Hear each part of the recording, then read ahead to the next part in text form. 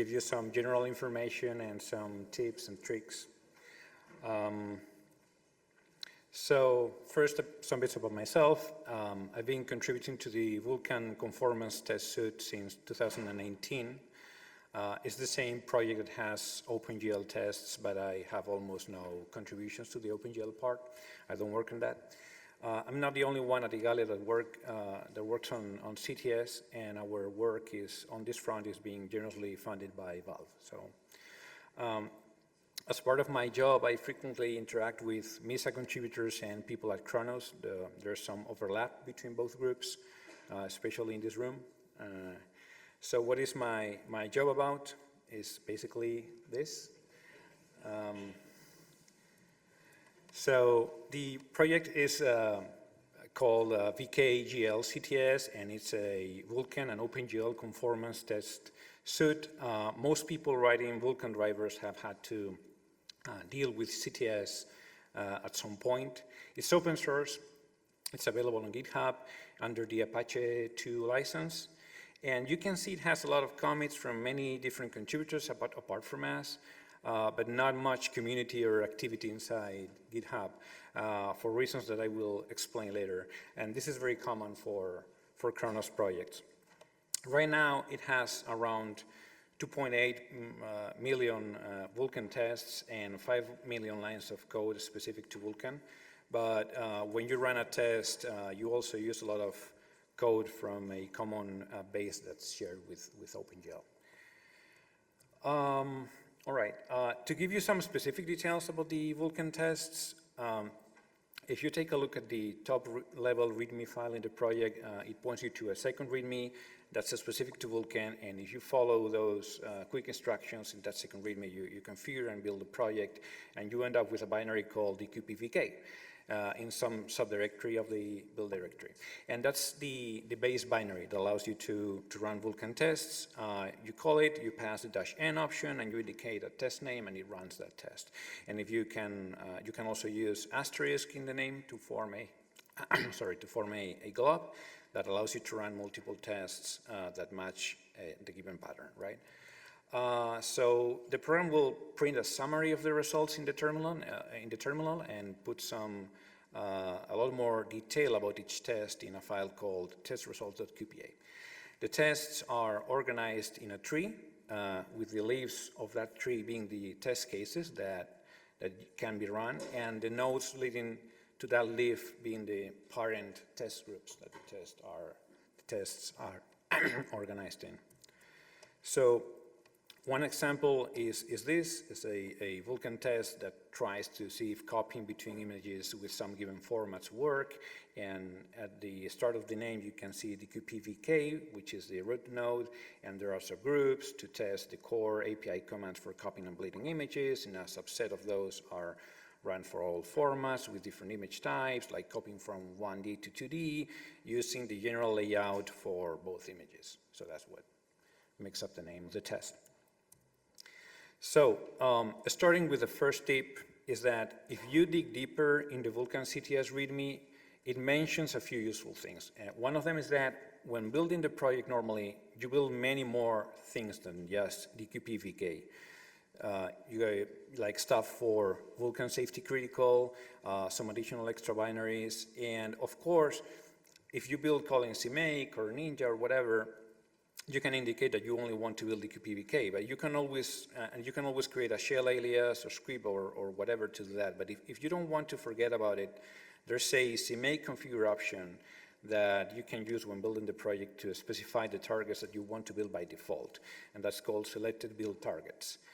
So you pass a list of targets, target names separated by spaces, and if you specify dqpvk only that binary will be built by default, which is much faster than building everything. Another configuration option that I find particularly useful is dqp log node source. This was added recently to main, so it's present in the most recent branches, main and some release branches, and requires a modern compiler to work. I'm told it doesn't work on all architectures, but basically, if you enable it, the log file will mention for every test case that is run where the test case is being added to the tree in the source code. This makes it way easier to locate the source code of a particular test. We'll talk a bit about that later. If you use this, there's a small performance penalty when creating the test tree in memory, but it's probably worth it in many cases. And for example, I always use this option when I build the PBK.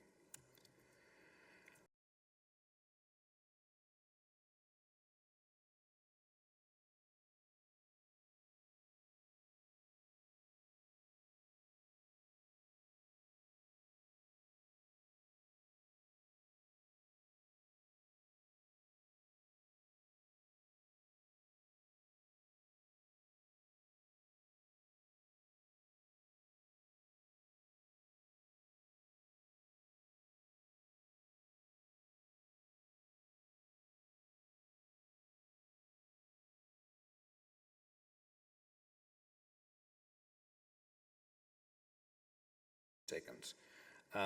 Sometimes you can make them the default linker with update alternatives or stuff like that, and you can also set a link option from LD flags, and CMake will pick that up and configure the project. So moving on from build tips, I wanted to briefly explain how changes are reviewed and merged to the project. This is related to the community aspect that I mentioned before. So the thing is that every change that lands in the project needs to pass an internal review process inside Khronos.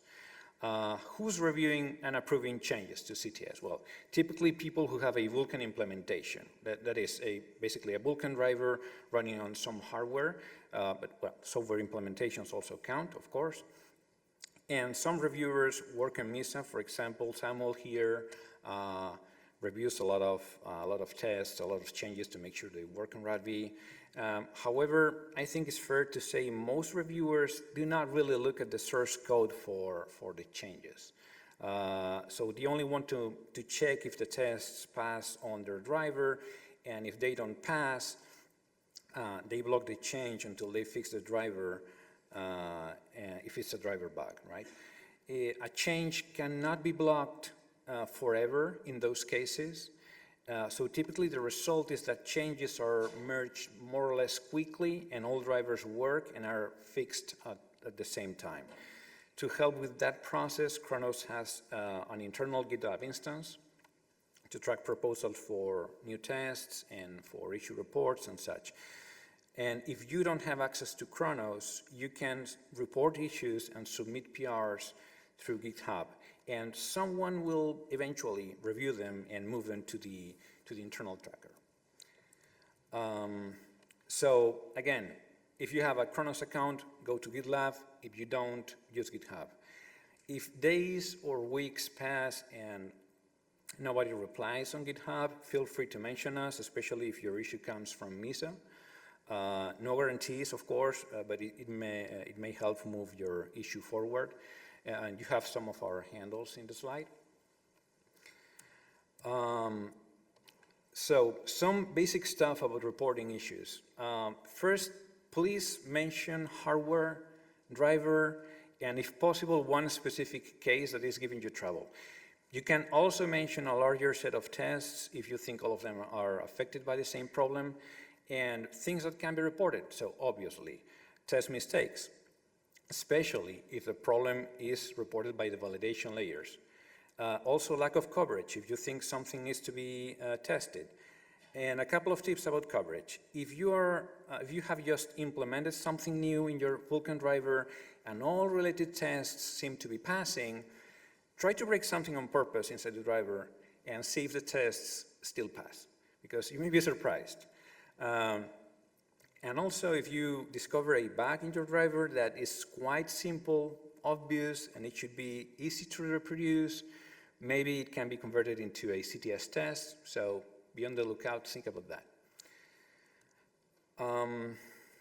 So expanding on the topic of reporting issues, sometimes I get the feeling that people assume some minor pain point in CTS that they find, well, they are simply there, you know. Well, CTS is like that sometimes, So I wanted to mention more things that are fair game and are worth reporting. So configuration steps takes too long. Well, at some point, for example, a version of the validation layers was being built by default, and the dependencies of the layers were being downloaded during the configuration step instead of a previous step that fetched external dependencies. Issue report. Tests that take too long to run, maybe a pathological case of the shader being too slow to compile. This is happening, for example, to our Raspberry Pi team right now, and we are working on it, taking a look. Or the test is hammering the PCI Express bus due to choosing the wrong memory types. This was happening in MVK. We introduced a mechanism so that a test could easily select memory depending on the intention, what you're going to do with the memory from the host. And it solved the problem. We modified a few tests, and the runtime improved a lot. More stuff. Tests that take too long to skip or fail without giving you a hint about where, or without explaining why, neither in the terminal nor in the logs, or they don't log enough information, images, buffers, whatever, or the build time or link time worsens a lot, whatever. So it's not, you don't have to assume, well, CTS is like that. No, just please report bugs. It's interesting that we remove those pain points. So more stuff. Dealing with test failures. First, if the test logs an image to test results.qpa, you can view them with the Cherry tool that is mentioned in the README, but you can also use a self-contained viewer in the scripts subdirectory. It runs entirely in your browser. I have it as a local bookmark in Firefox, and you can take a look at the images and see what's wrong with them. Naturally, that viewer has some limitations. For example, images in the test log are logged as PNGs. So what happens with color depth when it's wider than 8-bit or 3D images, you know. So ideally, this tool would be much more sophisticated. Images would be logged in a format that was more flexible, and the tool would allow you to examine layers of an image and raw values with precision, and maybe you could hover the mouse over a failing pixel and get a lot of detailed information about that. But the reality is that we don't have that yet. More things you can do. You can also run the test in RenderDoc. It should be easy. You should pass an option for that, as you can see in the slide.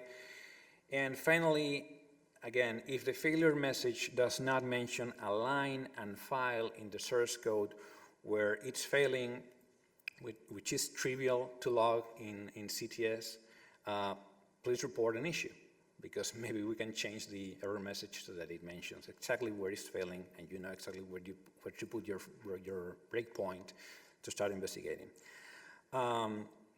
In the meantime, the log no source option that I mentioned before can help locate the source code of the test. If you want to check what a test is doing, here are some hints about navigating the CTS source code. I don't want to talk too much about this, but some details are worth mentioning, should get you oriented a bit. If you log the node source and it points you to a line that mentions at function case something, you only need to check the functions that are being run. And otherwise, basically, the source code contains two things, which are test cases and test instances. Test cases are the leaf nodes of the test tree that we mentioned before, and have methods to check the requirements to run the test, to generate the shaders that will be used during the test, and another one to create a test instance. And the test instance is the object that runs the actual test. In a method called iterate, and internally they manage all the resources they need, images, buffers, command buffers, whatever. So the idea here is that test cases in the tree are kept alive since the start of the process until it finishes, while a test instance is short-lived. They are created when you run the test, they allocate the resources they need, they are destroyed after the test finishes, and they free all the resources, right? Well, the hard part is finding tests. if I was given a cent every time someone asks me if we have tests that meet a certain criteria, I could amass a small fortune. So we can always grab the source code searching for extension names, feature names, but things can get really, really complicated. Sometimes it's not only about feature X or format Y or a given API call. We want something specific about memory types and alignments, or in combination with some other feature or some other weird and specific requirements that may not be easy to meet. Sometimes we'll look at the source code and find that we do have that coverage. Some other times we have similar coverage, but not quite, and maybe easy or hard to add the requested coverage. And of course, sometimes we're lacking some general coverage and we need to create new tests. So, unfortunately, in many cases, the real answer is that we still need to rep the source code as we mentioned before. However, some of this is being changed nowadays, and we're making progress towards making the test requirements more explicit, in a sense, declarative almost. And ideally, at some point in the future, that should let us build a system that could be used to search for test cases, but by features, formats, etc. You can imagine something similar to such a Williams GPU info database, but for tests, and we can mix that with logging the node source and make it easy to find the source code of those tests that meet the specific requirements that you want. And that's it. Many thanks. Let me know if you have any questions, or maybe you also want to rant about CTS. If not now, maybe in the hallway, whatever. First, thanks for letting us ask all of those questions. I'm guilty of that, for sure. But my question now is, sometimes we see that some things are tested on a specific queue, like let's say a graphics queue. Right. Is there any way to run the same tests but on the compute queue? That is being worked on. There is a general, very old feature requirements for CTS to basically run every test that is possible on another queue that is available on the device, like in general. That's one thing. It's a hard problem given the state of the source code, but people are working on it right now, and eventually I think we will get there where we can run the tests, say, in the compute queue. Then that begs more questions, like for conformance purposes, do you have to run all the tests on all the queues exposed to the device to be conformant or not? So the answer is not simple. And then the other possible answer that we have been doing sometimes, as you know, is that we sometimes create variants, specific variants for some tests that we know are tricky to run on the compute queue or on the transfer queue or whatever, and we create variants of those for those specific queues. That is how we have been doing so far. Thank you. No problem.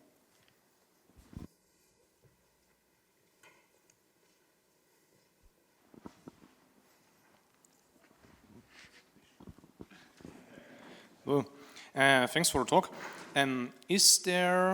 Are there lists for typically required packages for building the test suite for the common Linux distributions? Sorry, can you repeat?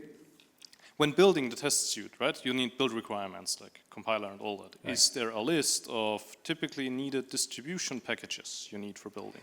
I don't think there is currently a list of required packages, because in most Khronos projects that have to deal with some external dependencies, many of the dependencies are fetched before configuring the project. That's the approach that Khronos is taking, and it's up to people if they want to package the software to, configure the projects without depending on those external dependencies instead of using the operating system packages. But right now, the official mechanism is typically you run some script before configuring the project with CMake, and that fetches all the common external dependencies that you need. With those and a compiler, basically, you can always compile the software. That's it. I think on my Fedora that didn't work out, and I reverse engineered, that was half a year ago, reverse engineered some of the dependencies.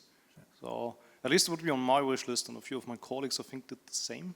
So either we're doing it wrong, or I don't know. Sorry, I didn't get it, but we can talk more about that. maybe let's chat later. Maybe I about got it. your question wrong. Maybe I That's not misunderstood. important, yeah. We can talk about it later. I have another far-fetched wish. Maybe we can parameterize the size of frame buffer in tests, like where it makes sense, or the size of copied images in copy tests, because for example, for turnip drivers, the size of the frame buffer is crucial for some things. Yeah, I get your point. That is something that has come up in the past many times, especially for tilers, as you say. The driver may choose completely different code paths depending on the frame buffer. And I have the same kind of question sometimes when I am writing tests, because sometimes I'm writing something that is not directly related to the frame buffer, so I just choose a 1x1 pixel frame buffer because I am testing something that doesn't really require sophisticated things. But I know that ends up being a pain point for tilers because the code will be different. Yeah, that's an open question, hard one. All right, we're at time. Thanks a lot, Ricardo. Thank you.